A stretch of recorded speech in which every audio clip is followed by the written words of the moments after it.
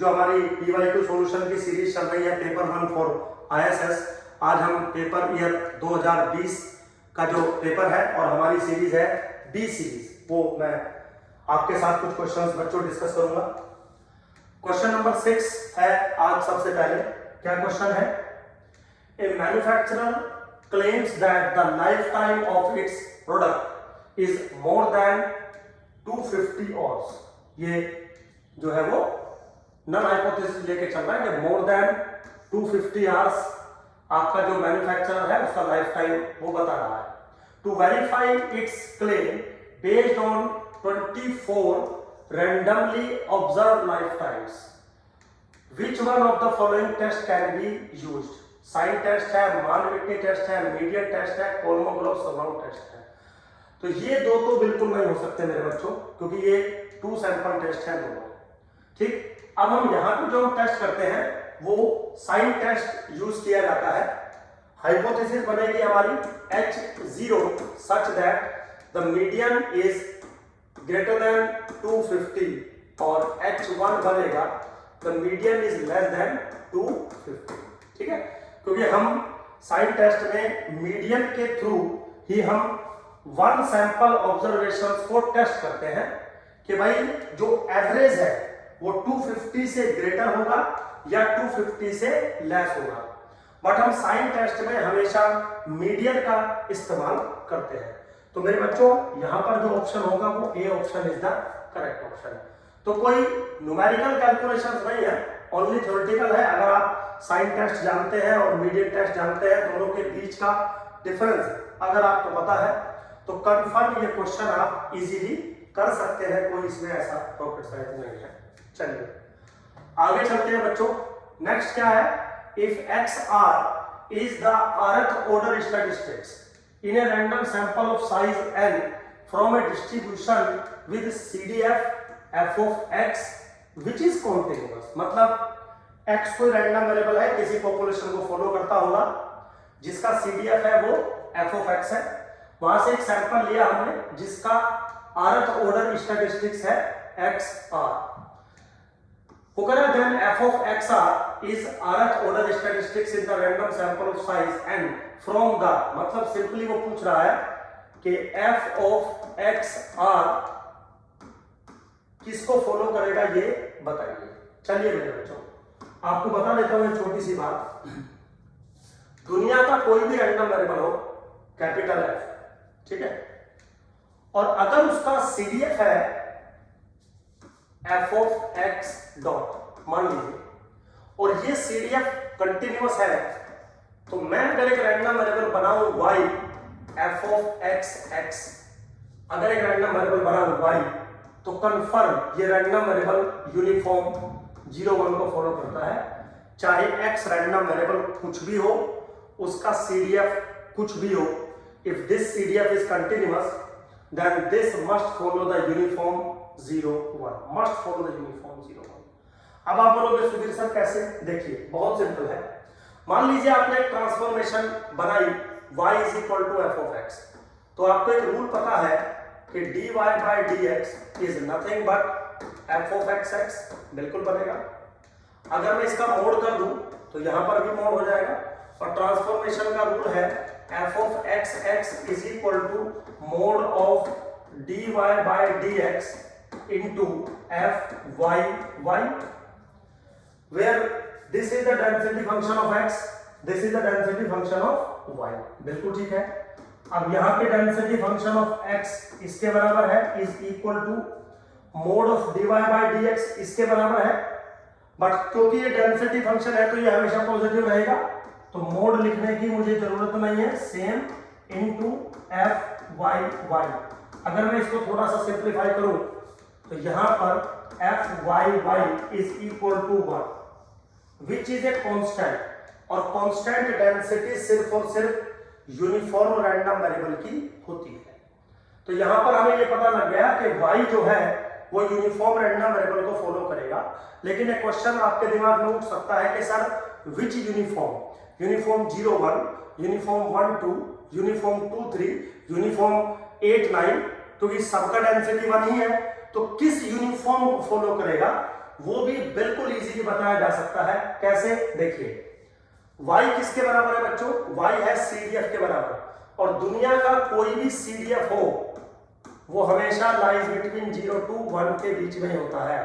तो y is always lies between 0 to 1. That's why the CDF is always follow the uniform 0 1. अब उसने क्या किया? सिंपली x के प्लेस पर rth ऑर्डर स्टैटिस्टिक्स डाल दिया, xr, समझ गए? तो ये क्या बन गया? f of xr। तो अभी भी यूनिफॉर्म को फॉलो करेगा, क्योंकि मैंने बोला था कि x दुनिया का कोई भी रैंडम वेरिएबल हो, यूनिफॉर्म को ही उसका CDF फॉलो करता है। तो बहुत छोटी सी बात थी। सेकंड ऑप्शन यानी कि B option is the correct option. अगर आपको ये छोटी सी बात पता थी तो एक सेकंड में क्वेश्चन हो जाएगा, अदरवाइज क्वेश्चन होना थोड़ा मुश्किल है। चलिए बच्चों, अगले क्वेश्चन पे आते हैं। नेक्स्ट क्वेश्चन क्या कह रहा है? Let Rij denote the correlation coefficient between xi and xj variables if r12 is sin square theta. चलिए जी, r13 cos theta, r23 sin theta, theta lies between -π to π, then partial correlation coefficient r12.3 किसके बराबर होगा, ये आपको बताना है। बहुत सिंपल क्वेश्चन है। तो मेरे बच्चों, सबसे पहले तो आपको थोड़े से फॉर्मूलाज पता होने चाहिए। जैसे r12.3 is what? r12 minus r13 into r23 divided by under the root of 1 minus r13 का whole square into under the root of 1 minus r23 का होल स्क्वायर। ठीक है, सिंपल मैंने फॉर्मूले डाले हैं, इसमें मैंने कोई ऐसा रॉकेट साइंस नहीं लगाई है। अब सबकी वैल्यू डालिए। r12 किसके बराबर है? sin square theta. चलिए, माइनस r13 किसके बराबर है? cos theta. चलिए जी, इंटू r23 किसके बराबर है? sin theta. ठीक है जी, under the root of divided by 1 minus r13 square, यानी कि 1 minus cos square theta sin square theta. तो यहां से आपको sin स्क्वायर थीटा मिल जाएगा। Under the root of 1 minus sin square theta cos square theta, यहां से आपको cos स्क्वायर थीटा मिल जाएगा। तो चलिए जी, मैंने क्या किया? sin स्क्वायर थीटा मैंने ऊपर से कॉमन ले लिया, 1 माइनस, यहाँ पे जब आप sin स्क्वायर थीटा लोगे कॉमन तो cos theta upon sin theta 1 minus tan theta आपको यहाँ पे मिल जाएगा। डिवाइडेड बाय नीचे क्या बच रहा है? देखें, कुछ नीचे बच रहा है sin theta into cos theta. Simple है बिल्कुल। हो सकता है कोई ऑप्शंस में कुछ प्रॉब्लम हो रही हो, या कैंसिल आउट कुछ हो सकता है। कैंसिल आउट इससे ये हो सकता है। तो कितना बचेगा? बाहर बचेगा tan थीटा और अंदर भी आपका tan थीटा बच रहा है। यस ना? नहीं, कुछ गड़बड़ हम लोग कर रहे हैं। चलिए काम करते हैं, ऐसे मत करो इसको, हम ऐसे ले लेते हैं। इसमें से हम sin थीटा और cos थीटा कॉमन ले लेते हैं। तो यहाँ पे क्या बचेगा? यहाँ पे बच जाएगा tan थीटा। वो cos theta upon sin theta बच रहा था, tan theta minus 1 divided by sin theta into cos theta. Cancel out, क्या बच रहा है? tan theta minus 1। ये ठीक है, ठीक है। नहीं तो वो cos थीटा अपॉन 1 में मुझे बचाना पड़ता वैल्यू। तो tan थीटा माइनस 1, इसका मतलब C option is the correct option. Simple है बिल्कुल। बस आपको ये जो फॉर्मूला है ये आपको पता होना चाहिए। और बच्चों, ये फॉर्मूले भी आपको अगर नहीं पता है तो यूपीएससी देने का, आईएएस देने का कोई बेनिफिट नहीं है। चलिए आगे चलते हैं। अगला क्वेश्चन क्या है? Very simple. व्हेन टू जजेस rank two individuals only, Spearman's rank correlation coefficient can assumes the value. वो कह रहा है कि दो जजेस हैं मेरे पास, मान लीजिए ए और बी, और दो इंडिविजुअल्स हैं x1 और x2, इनको वो रैंक दे सकते हैं। तो स्पेयरमैन्स रैंक कोरिलेशन कोएफिशिएंट की वैल्यू क्या क्या हो सकती है वो आप मुझे बताइए। ठीक है, सबसे पहले तो पॉसिबिलिटीज क्या हो सकती है? देखो बच्चों, पहली पॉसिबिलिटीज तो ये हो सकती है कि जो जज ए और बी है वो x1 को पहली रैंक दे दे और इसको 2 रैंक दे दे। बिल्कुल पॉसिबल है ऐसा। ठीक, एक पॉसिबिलिटी तो ये है। या एक पॉसिबिलिटी ये भी हो सकती है कि जब ए इसको 1 रैंक दे दे, ये इसको 2 रैंक दे दे, तो इसको वो 2 रैंक देगा, इसको वो 1 रैंक देगा। एक पॉसिबिलिटी ये हो सकती है। एक इसकी रिवर्स पॉसिबिलिटी हो सकती है। क्या रिवर्स पॉसिबिलिटी हो सकती है? इसको 2 रैंक दे दे, इसको 1 रैंक दे दे, इसको 2 रैंक दे दे। बिल्कुल ऐसा पॉसिबल है। एक पॉसिबिलिटी ये भी हो सकती है, इसको 2 रैंक दे दे, इसको 2 रैंक दे दे, इसको 1 रैंक दे दे, इसको 1 रैंक दे दे। तो 4 पॉसिबिलिटीज यहां पर बनाई जा सकती है। 2 पॉसिबिलिटीज से वैल्यू 1 आएगी और 2 पॉसिबिलिटीज से वैल्यू -1 आएगी। तो वैल्यू जो है वो 1 और -1 यानी कि बी ऑप्शन आपका करेक्ट हो जाएगा। लेकिन आएगी कैसे वो देख लीजिए। मान लीजिए कोई मैं केस ले रहा हूं, जज है ए और बी और इंडिविजुअल है दिस वन और वैल्यू दे रहा है 1 1 और 2 2। सपोज एक पॉसिबिलिटी ये है। तो अब अगर आप यहाँ पे डी निकालें, आपको पता है डी किसके बराबर होता है, xi माइनस yi, तो वैल्यू मिलेगी 0, वैल्यू मिलेगी 0। ठीक, स्पेयरमैन्स रैंक कोरिलेशन का जो फॉर्मूला होता है 1 minus 6 summation di square divided by n times n square minus 1, ये फॉर्मूला होता है। तो अगर हम देखें n की वैल्यू किसके बराबर है, यहाँ पे n की वैल्यू है 2 के बराबर, तो di दोनों में 0 हो रहा है, तो न्यूमरेटर पार्ट 0 हो जाएगा, तो वैल्यू क्या मिलेगी 1 माइनस के 0 यानी कि वैल्यू मिलेगी 1। सेम वैल्यू मेरे बच्चों तब भी आपको मिलेगी जब जो जजेस हैं वो कुछ इस तरीके से रैंक दे दे, 2 इसको भी 2 दे दे, इसको 1 दे दे और इसको 1 दे दे, सेम सिनेरियो बनेगा। इस केस में जो स्पेयरमैन रैंक कोरिलेशन कोएफिशिएंट होगा उसकी वैल्यू मिलेगी आपको 1। ये तो पहले 2 केस हो गए जब वो ऐसे रैंक अगर असाइन करते हैं तो। ठीक है, दूसरा जो केस हो सकता है, जो पॉसिबिलिटी हो सकती है वो ये हो सकती है, क्या इसको वैल्यू 1 दे दे, इसको वैल्यू 2 दे दे, तो इसको वैल्यू 2 दी जाएगी, इसको वैल्यू 1 दी जाएगी।